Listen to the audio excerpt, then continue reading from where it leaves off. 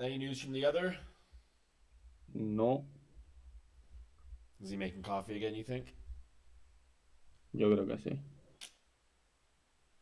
Typical. Were you able to do the problem, or did you not try it? No, I had class. Oh, okay. Oh, ahí está.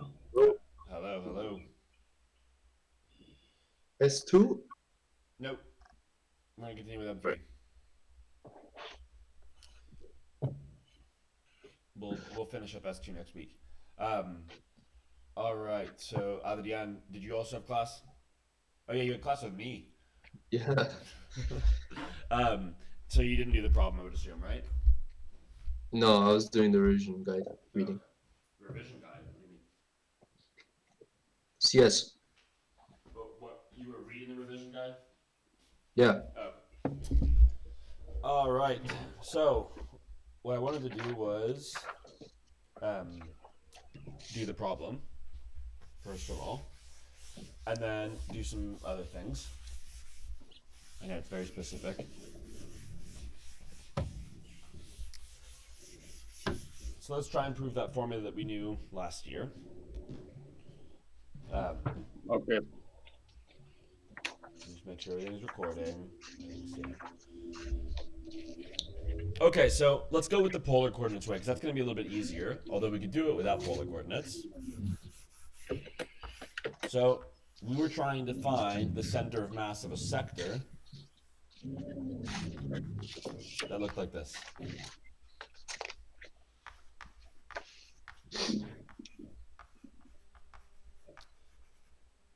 And maybe it's a good idea to find. I mean, we already know the formula for it, but maybe it's a good idea to find the center of mass of a triangle first, just so that we can say we've been really doing this from first principles. So let's find the center of mass of a triangle, even before we get here.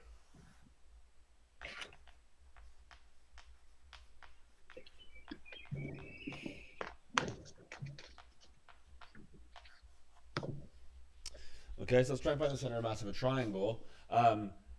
How would we do that? Any ideas? How could we find the center of mass of any triangle? Yeah, 3 points. the points. Yeah, divided by 3. Well, no. But let's assume that you know the formula already, right? Yes. So how can we do if we don't know the formula? Ah. Y... Well, a triangle, wait, is like a shifted y equals minus a negative modulus of x. Huh? ¿Qué What? cojones? What did you No, just say? maybe drawing the complementary triangle to get a square or a rectangle. That's easier. What? What are you saying? To do? Like Oh, drawing another triangle below, and then get the center of mass of Oh, the square. well, it wouldn't be a square; it'd be a parallelogram, right? Yeah, Like parallelogram. doing this thing. Okay. And then what? Doing like a negative triangle. Yeah. Okay. But what if we wanted to use integrals? Let me be very specific. Ah, with an integral. Yeah. What if we wanted to use Well, integrals? we have to find the function. I don't know. You don't know how to find this function? You know, What about this function? What is is it a that? piecewise? Yeah. Yeah, piecewise function. Yeah. Ah, vale. Yeah, What easy. is this thing right here? Y X. equals kx. Y equals kx, right? With Yeah. some. Yeah, we don't know the gradient there. So this is like y is equal to kx. All right. What about this one? Y equals minus kx plus a. You know that the gradient's minus k. Good. It's Hey, that way. What's the shift? Because we all know that if two lines go like this, they must have negative gradients of each other. chess. Because Ah, so okay, this my bad, my could be bad. k, and Okay, this is clearly L minus k, right? LX LX. Yeah. My bad. There we go. Let's say lx, and then plus a constant, right? There's actually a y-intercept there.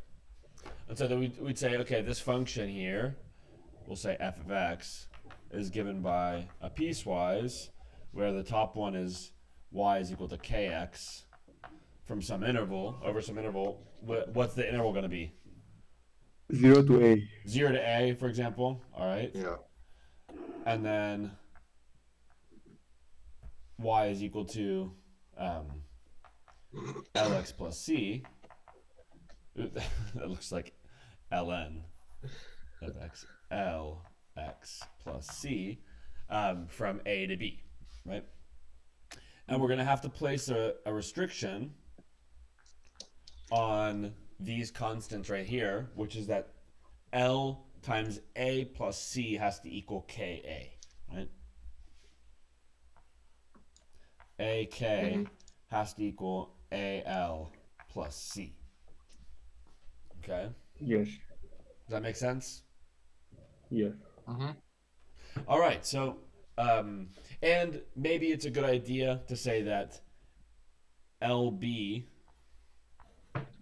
plus C should equal what? 0. 0, right? In this case, this is A, this is B, all right? And so then we just have to find the integral of this thing multiplied by x, and then the integral of this thing squared for each term. Actually, this is going to be kind of a pain, isn't it? Yes, it is. So you have to break it up into two different ones. Okay.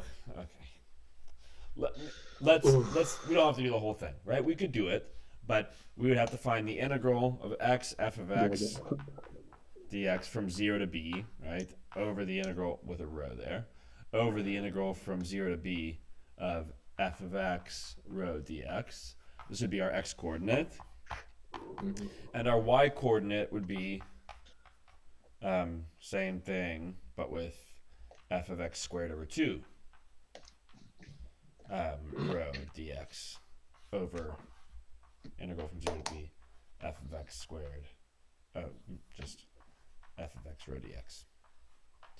Okay, we don't have to do this whole thing because it's going to be kind of a pain, but I want to show you that this, this thing that we kind of just took for granted last year is actually derivable. We can actually do it from first principles. Okay? So we don't need to finish it out. I'm realizing it's going to be a little bit more annoying than I originally anticipated, so we don't need to finish it up. But what I do want to recall is that if you start at any vertex, right, and you draw the line that passes through the center of mass, so say this is the center of mass right here. If you draw this line, right, the median that passes through the center of mass, the distance, the proportion of this length right here over this length, so if this is like length 1, L1, and this is length 2, then L1 is, and this is L, then L1 is 2/3 of L, right? Is there a theorem? This is something that you could show, right? You could show it fairly simply. And L2 is 1/3 L. This is basically just saying that if you draw any triangle, right? Any triangle, and you draw the medians, right? If you draw the medians, then this length is always 2/3 the actual length of the median. So, if this is... Whoa. Okay. Huh? What? I said, whoa. That's not that hard to believe, though, right? Because you're doing... No. Huh? No, it's not hard. No, it's not that hard. You can just think of the median as like splitting the triangle into like... Are you okay, Zon? Yes. All right, so this is going to be important, right? This idea right here. This is the thing that I really wanted to get. And of course, if you wanted to show this, you could just find the actual distance from any of the vertices to the center of mass, and then any of the vertices to the midpoint of the other line, and you'd be done. It's fairly easy to do it that way. Okay. So how is that going to help us here? Well, we said that we were going to break this up into, I don't know if you guys remember, we said we're going to break this up into a bunch of different tiny sectors, okay? So we'll say let's consider breaking this up into a bunch of small sectors, okay, that are each going to have a angular separation of delta theta, okay? And let's try and figure out what the centers of mass of each of these little small sectors are. And we said that if theta is sufficiently small, if delta theta is sufficiently small, then this sector is approximately equal to a triangle, right? Mm-hmm. This is the thing we said at the very end of the lesson. So we said this is approximately equal to a triangle.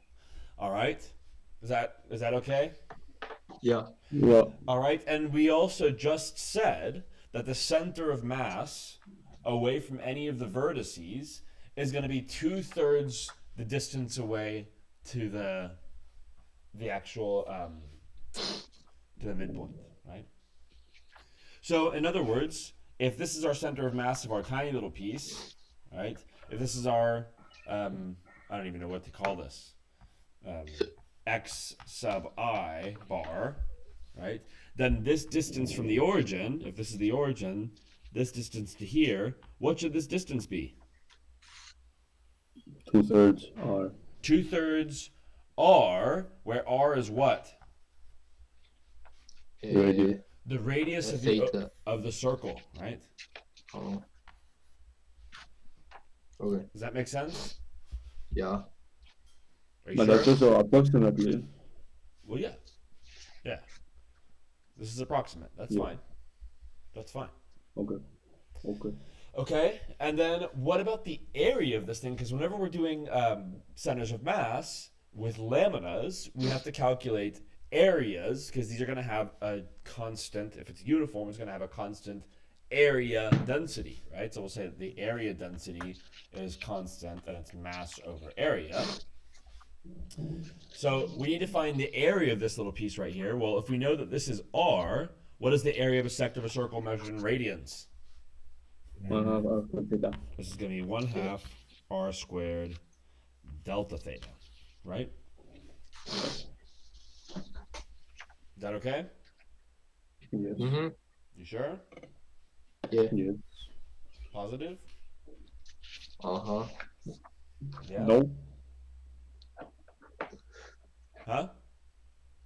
Don't want to be positive now, sir. Okay, so here's the thing. I don't know what you're saying. We've calculated this little drawing here is a little bit deceiving or deceptive because it's actually this distance, right? It's like that slanted distance. And we want to calculate the distance away from the origin, let's say along the x-axis, right? We know what the y-coordinate of the center of the mass is going to be for this. What is it going to be? Center of mass of the sector.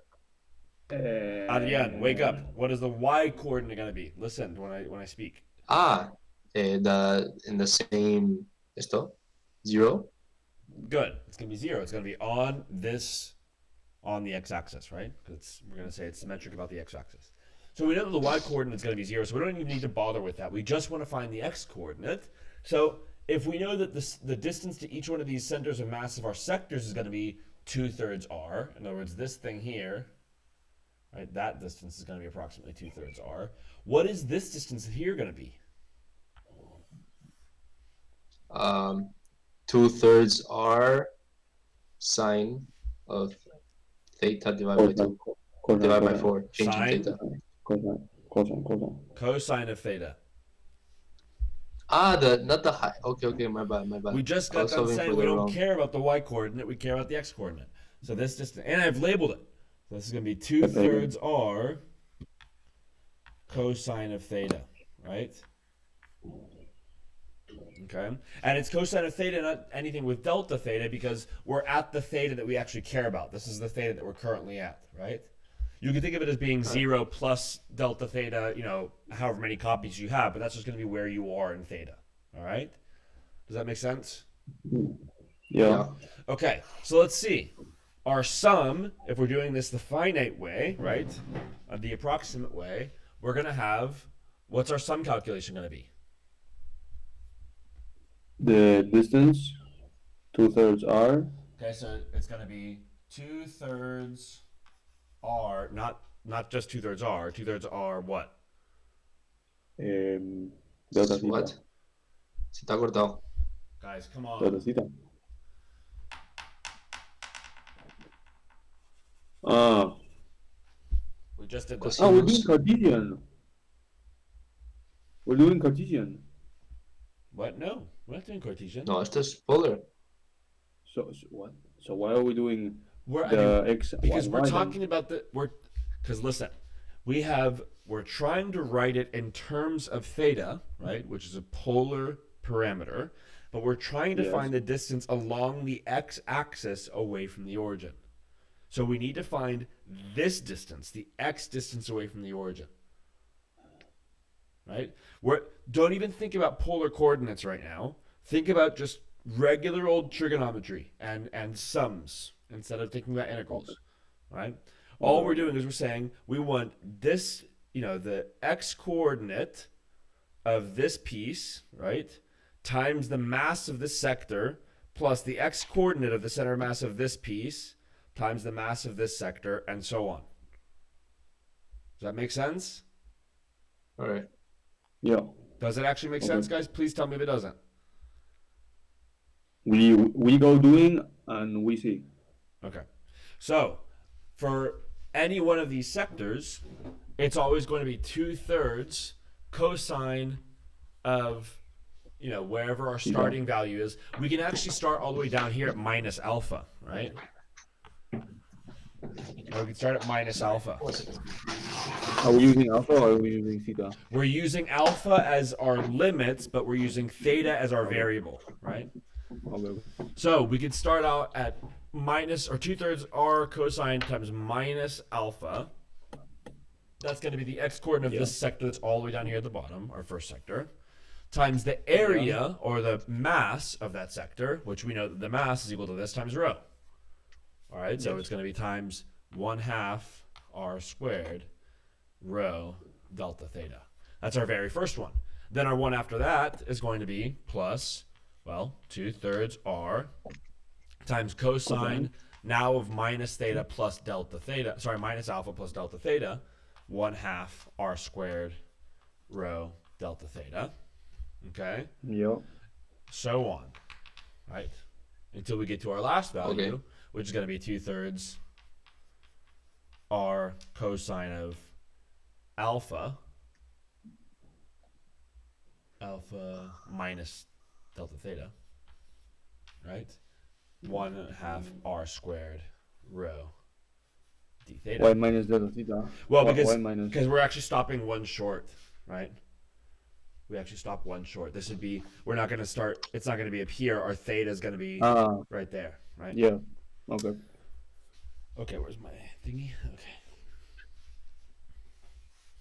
So let's continue.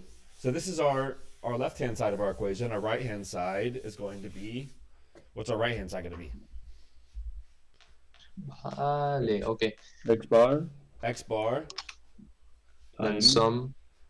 okay, times sum. Yeah, that's one way of doing it. We can do it another way. It's just the area. It's just the area of the sector. Yeah. Exactly, just the area of the sector. What's the right? area? What's the area of the sector going to be? 1/2 R r squared. squared. 2 alpha. 2 alpha, right? Rho. Okay, Yeah. that's important.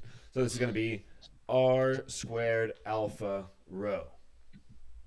All right. So we end up with times x bar. Okay. So we end up with the equation. The sum. Let's simplify this a little bit. This is going to be the 2's are going to cancel each other out. So we're going to get r cubed over 3 times Rho. rho cosine of theta I, right? Delta theta, where theta I here is represented by minus alpha plus I delta theta. Can we agree on this? Yeah. Do you guys agree? Yeah. Okay. So then, if we let delta theta go to 0, right? We let delta theta go to 0, we end up with, the left-hand side, this becomes integral r cubed over 3 rho cosine of theta d theta, right? Equals x bar r squared alpha rho. Yep. Agree? Mm-hmm. What are our limits of integration here? Minus alpha From- to alpha. Minus Yeah. alpha to alpha. Good. All right, this is a pretty easy integral to do. Hopefully we see that. What's the integral? R squared over 3 No. and rho sine. No. Do we have a dr anywhere in our integral? Where so we take it out? So why are you saying r squared? Is it R cubed or R squared? R cubed. R cubed. Vale. R cubed over 3 rho Yeah. sine. Okay, sorry. Yeah, I understand what you're saying. And then, sine of theta. Sine of theta. And this is being integrated from minus alpha to alpha, right? Equals r squared. What is that? Alpha rho Alpha.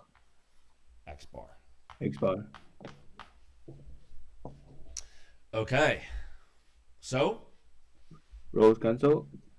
the rows cancel. R's cancel. 2 of the r's cancel. Yeah. Okay. And we're going to get r over 3 sine alpha minus sine of minus alpha equals alpha x bar.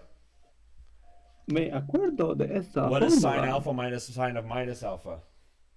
2 sine alpha. Good. So we're going to get 2r sine alpha over 3 alpha equals x bar. Okay. So we actually do need to know this derivation.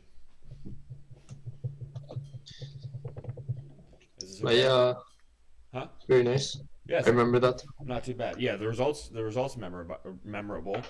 You've never seen the proof before. The proof is not too hard, right? It's just basically applying the same principles that we did for the general case where we're trying to find the center of mass of a function, but we do it in a slightly different way. We just break it up into different types of pieces. But of course, we could have also reproduced this exact same result by doing a triangle, right? A triangle that would look like this. We would have to find the equation of this line, but that wouldn't be that it wouldn't be that hard. This is going to be y equals mx plus c, right? C is going to be 0 because it's passing through the origin, and m is just going to be, the tangent of theta, right? Or the tangent of, in this case, alpha, right? So this is the equation of the line y equals tan of alpha x, all right? And then this is just the equation of the line given by y equals plus the square root of r squared minus x squared, okay? And you'd have to find out, where these two things intersect, for what value of x would they have to intersect there. And then you would just find the integral from here to here, treat that as one point mass, find the integral from here to here, treat that as another point mass, and then do a sum to find the average of those two, okay? It's kind of a pain to do it that way, but it's not too hard. All right? All right. Okay. So yeah, give that a shot, maybe reformulating it the other way. So you can do the same type of derivation for the arc of wire, right? The framework. Remember, we were calling those frameworks last year. So if we have something similar, right, it looks like this. Right now, this is just like a circular arc, or a piece of circular arc. You can do the same thing, but now instead of doing area mass density, you do linear mass density. So you'd say like rho is equal to the mass divided by the arc length, right?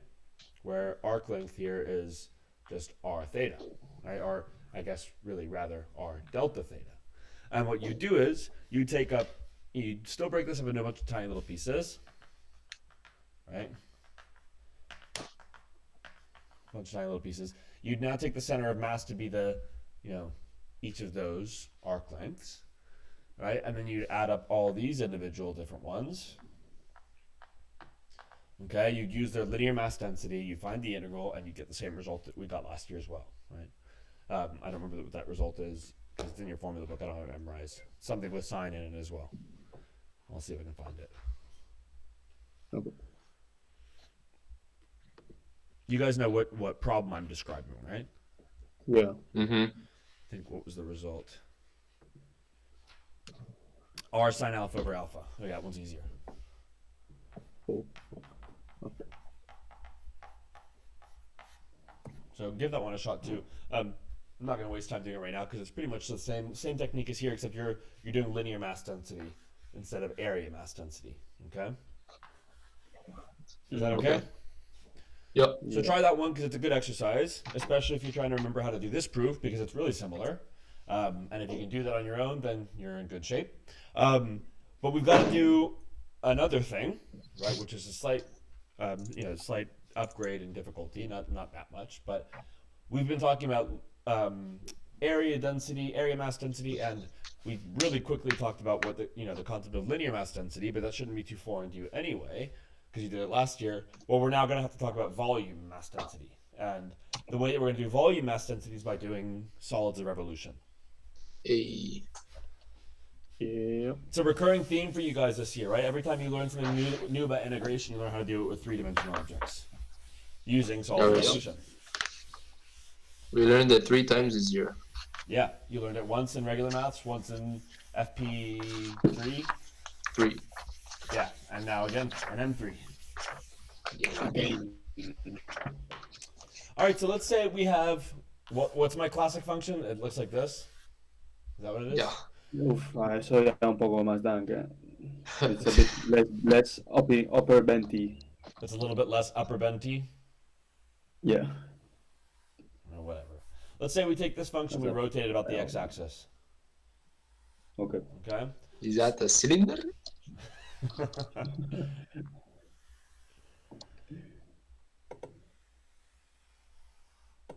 All right, so we get this shape more or less. And we want to find the center of mass of the shape. So one thing to notice is we already know one of the coordinates of the center of mass. What is it? 0. What is 0? The X. Oh, y.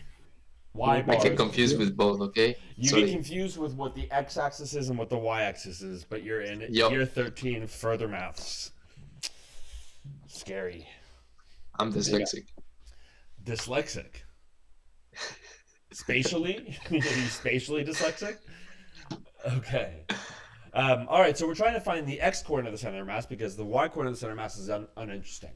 So, suggestions. What can we do here? Well, thank you for that.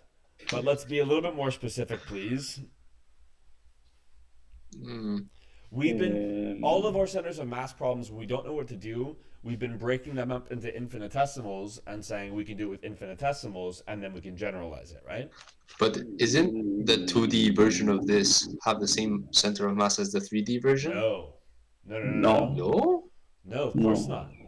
What? No tiene que ser porque yo también lo he pensado, pero then if you think about it, like the volume and area, they're not. Yeah, like remember one-to-one. that But- volume, listen, volume 1 over volume 2 is not equal to area 1 over area 2. That is not true, right?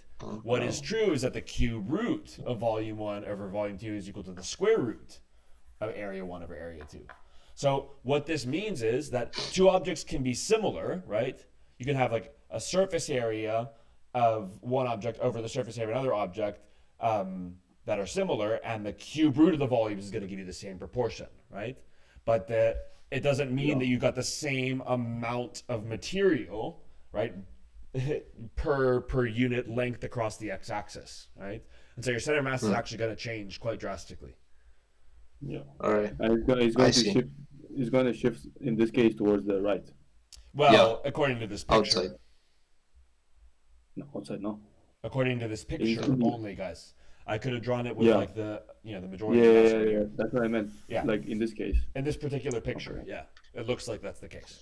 All right, so it's not going to be the same center of mass as just integrating, right? Another way of convincing yourself that's not true, Adrian, even if you don't think about the fact that this is a volume and not an area, is that in the area case, we'd only have this, whereas now we have double it, right? For starters, let alone the fact that we also have it being, we're generating a solid, not a lamina anymore.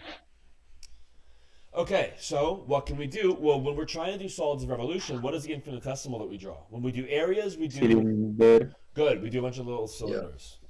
So Cylinder. let's draw a cylinder here. And what do we assign to the thickness of the cylinder? La típica. Delta. Delta what? X. Good, we're going to call this thickness of delta X. Now here's a question, something that we've not proved, but something that's pretty obvious. If we've got a cylinder that looks like this, right? Where's the center of mass? In the middle. Yeah. Directly in the middle. Right? Claro. That's kind of silly, but it's important. Okay, so what are we going to do with this cylinder? Pues Find its center of mass. Find its center of mass. We know its center of mass, right? Where is its center of mass going to be? The y is 0 and the x is delta x plus 2. No, plus 2 over 2. Yeah, but we're going to kind of do the same thing that we did before when we were doing it with our functions. And we're just going to say that if we make delta x small enough, it's the same thing as our current location, right? So it's going to be x. That make sense?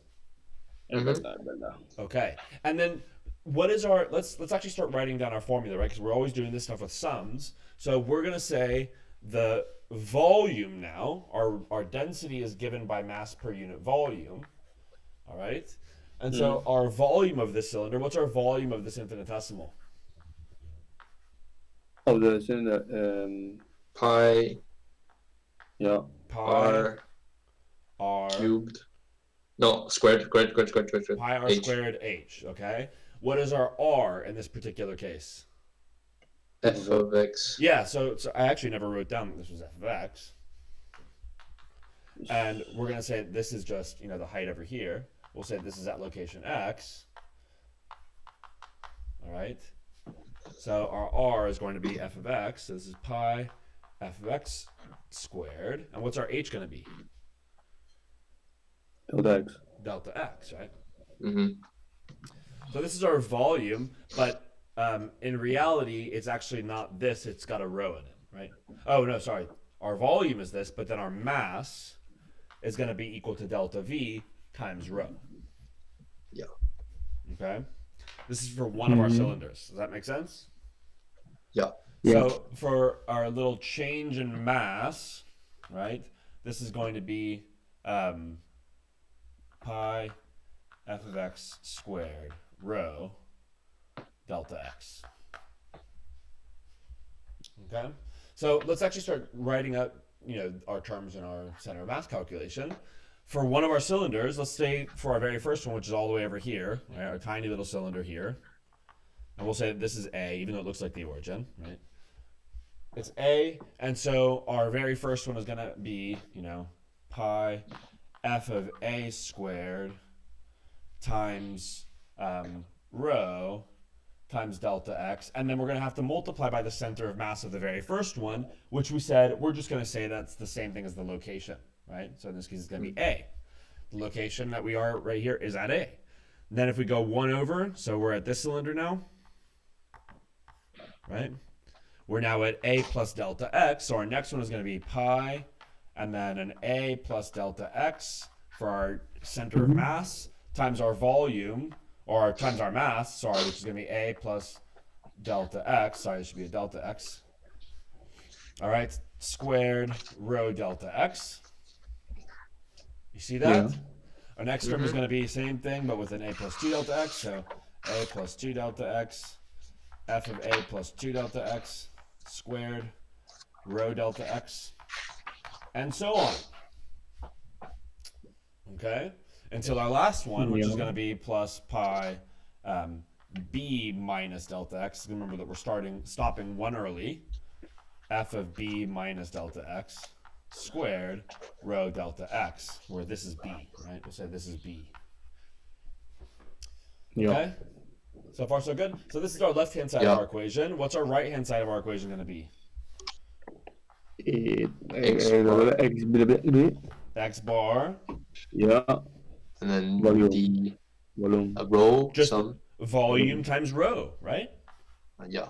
Well, yeah, I'm going to actually not write it that way because rho could be dependent on x, in which case it wouldn't just be volume times rho, but it would be the integral of d volume times, or yeah, rho d volume, like that.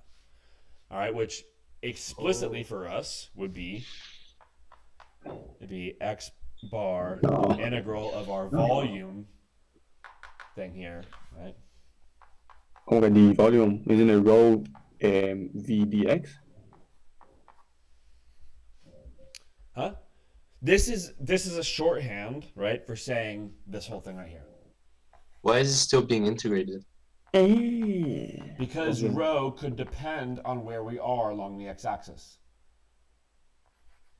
Oh, okay. All right. Oops, this should be D.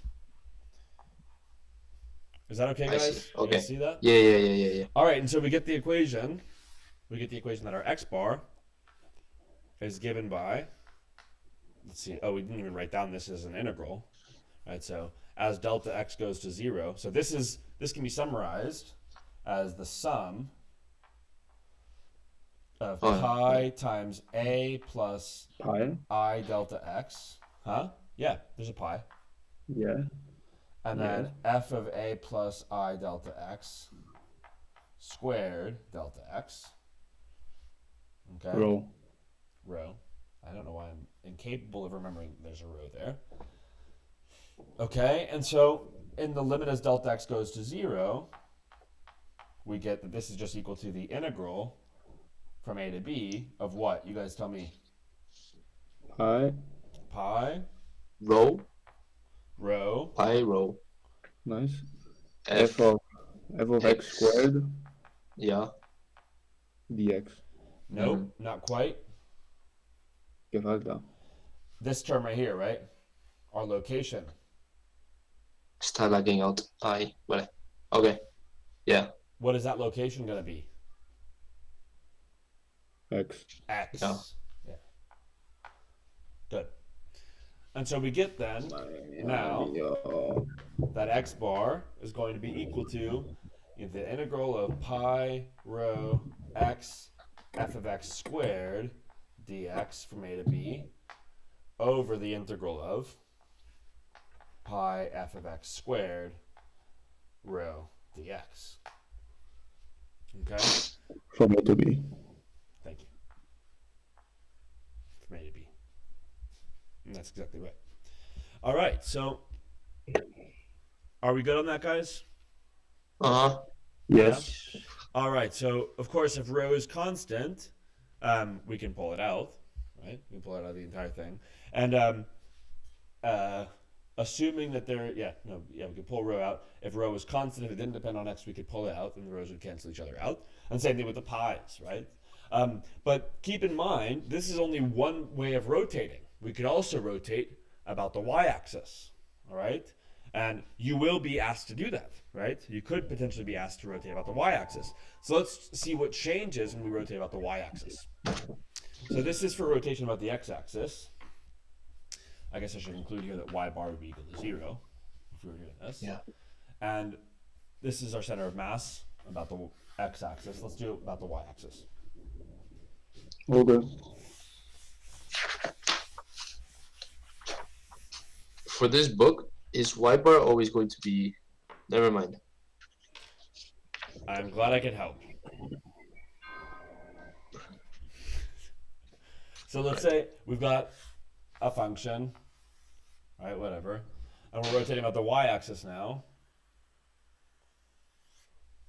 All right, and so now we're going to get a shape that looks like this. I'll go ahead and just draw a cylinder in here because we know it's going to be a cylinder.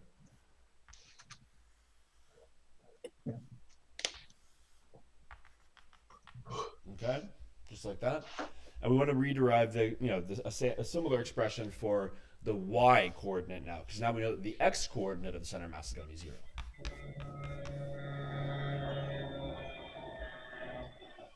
Vayamos acá. Yup.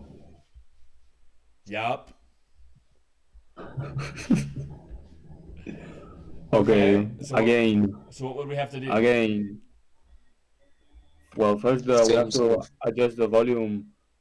Like now the volume is dy. Yeah, good. So now it's going to be a dy, right? We're integrating across the y-axis. This is going to be a delta y. Okay, and so all we need to do center of mass problem is find, in this particular case, our rho is again going to be defined as being this, right? Or really, it should be, delta rho is rho is equal to delta m over delta v, but it doesn't really matter. Okay, we'll just leave it as m over v. Just to give us. Can we? Huh? Can we do dy and find the inverse of x to get f of y Not and then do not it the inverse again? of x. The inverse of y. Of f right? of x. Yeah, of f of x. Yeah, inverse of f of x. Good. So we would say, all right, our volume element, our little change in volume of the cylinder is going to be equal to, well, pi r squared h.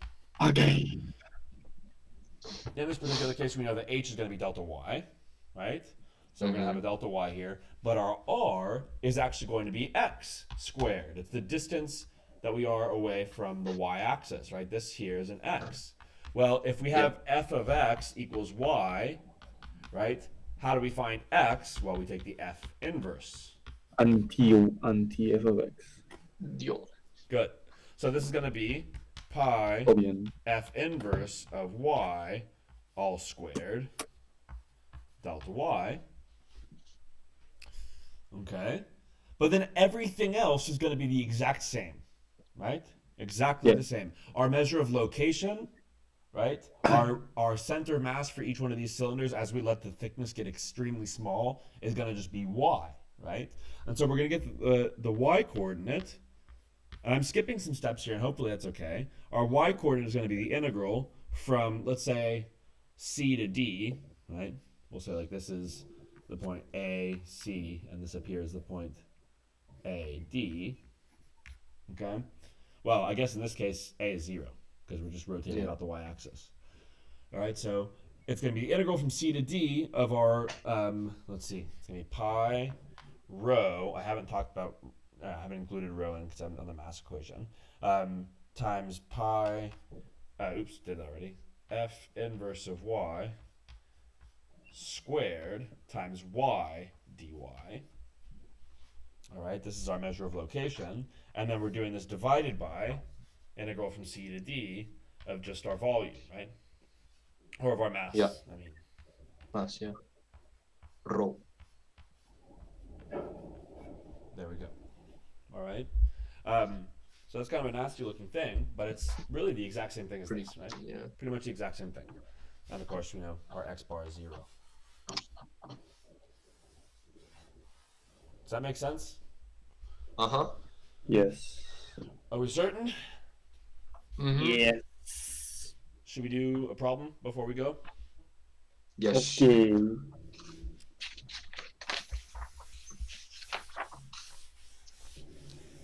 Alrighty.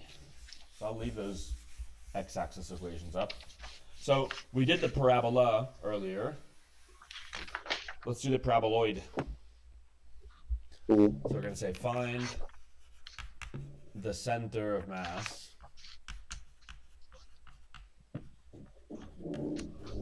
of the solid generated by rotating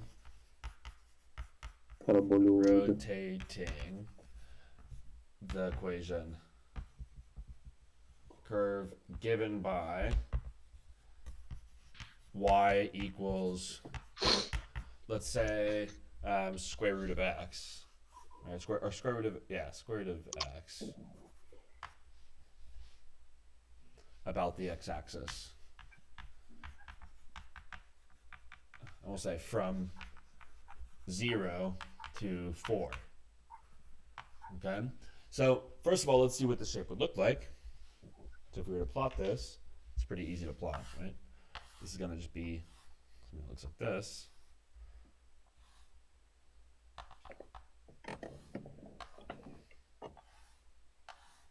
Right, this is our paraboloid.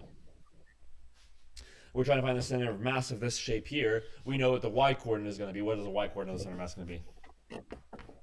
Oh, 0. A 0, right? So we need to find the center of mass of the x-coordinate, but we've got a nifty equation that does it for us basically immediately, all right? And we're going to assume, for the sake of, making it simple, that our rho is constant throughout this entire process, okay? But just know that our rho, there's no restriction on rho. Rho could be something like, it could be cosine of x, or it could be e to the x, right? There's nothing stopping it from being that. All right, so we can literally just go ahead and plug and chug. Our x bar is going to be given by integral from 0 to 4 of pi times rho times x times this thing squared dx, right? Everybody agree? Divided by integral from 0 to 4 of pi square root of x squared dx rho. Okay, this is pretty easy to figure out. The top one is going to be, well, we can bring the pi out. So pi integral from 0 to 4 rho, this is just going to be of x squared dx all over pi integral. I guess we can bring the rows out as well, can't we? Yeah. And this is just going to be x dx. So all this stuff cancels. We just get integral from 0 to 4 x squared dx over integral from 0 to 4 x dx. This is exceedingly easy to calculate, right? This is just going to be, what is that, 64 thirds over 16 halves. Yep. Did I do that correctly? Mm, You guys okay? yeah. So what does this give us? 4 over 8 thirds. 8 4 thirds. thirds. Yeah. No, 8 thirds, you're right. 8 thirds. 8 thirds, 8 thirds. Okay, so what this is saying is, if we were to look at this shape, right, 8 thirds, which is roughly what as a decimal? 1.6666666. 1.666? 2.666, right? So if this is 4 over here, and this is 0, and this is 2, okay, we're like here. This is where our center of mass is going to be, which makes sense, right? This is getting bigger. It's getting wider the farther you go out, so you'd expect the center of mass to be to the right of the very, the midpoint of the endpoints. yeah. Okay? Does it make sense? Mm-hmm. Yep. Okay. Yes. Cool. So this is going to open up a whole world of possibilities for you guys finding centers of mass of different objects, right? So you could use the same concept. Imagine trying to find, let's say we're trying to find the center of mass of a Coke bottle, right? Truly. So we're trying to find the center of mass, a Coca-Cola bottle. Or whatever, just a bottle, a plastic bottle that's filled with some liquid, okay? And so we're going to get something that looks like this. Our bottle's going to look something like... Yeah, we need a function for the bottle. Well, yeah, but that's okay. Okay, so say we've got something that looks like this. Maybe it's a guitar. Or a guitar. Long neck. Wine bottle. Oh, whatever. Come on. I don't think that this is taking away from the actual problem at hand, is it? All we would have to do... Long neck. All we would have to do is find a way to describe this function, right? Yeah. Which you could probably just do using... you could honestly probably just match it using... I don't know. 4 years. Well, yeah, that would be the best thing, right? But but you don't know how to do Fourier analysis. But you could probably just match it doing a system of piecewise function, a big piecewise function. It could be like, I don't know, maybe like a quadratic from here to here, and then another quadratic from here to here, a different one, and then another quadratic from here to here, and then like maybe, I don't know, some exponential decay for this part. But you could pretty easily do this, and as long as you assume that it's filled with some liquid that's got uniform density, right, you could do exactly what we just did, and you could find the center of mass, right? Mm-hmm. Now, of Yeah. course, if you have an actual physical object in your hand, you know a better way, right? What is a better way of doing Grade three strings, dim it? dum beam. The classic, right? Doing three strings and finding out where the lines of action intersect, right? But you can imagine that a really really complicated looking structure, right? It might not be easy to actually trace where those strings are going to pass through, right? So something like this Yeah. type of modeling would be good. And you could also imagine that if you're trying to do some sort of computer simulation and the center of mass is needed to calculate, how the, I don't know, something with the dynamics of this Coke bottle, you can design it and use this concept to figure out where the center of mass is, right? Really, really simply. It's Yeah. really not very difficult at all. Okay? And for an object that has a really massive thing, like a ship, for example, that Mm-hmm. ship, and then in the lower deck, there's like one of those steel balls that is heavy so that it doesn't rock. Mm-hmm. Would you have to do it a piecewise function, like because of the So, density? so those are probably using much more advanced numerical strategies, right? They're probably not just Okay. modeling it with a curve. They're probably doing it by collecting data, like truly just massive amounts of data and doing a numerical solution.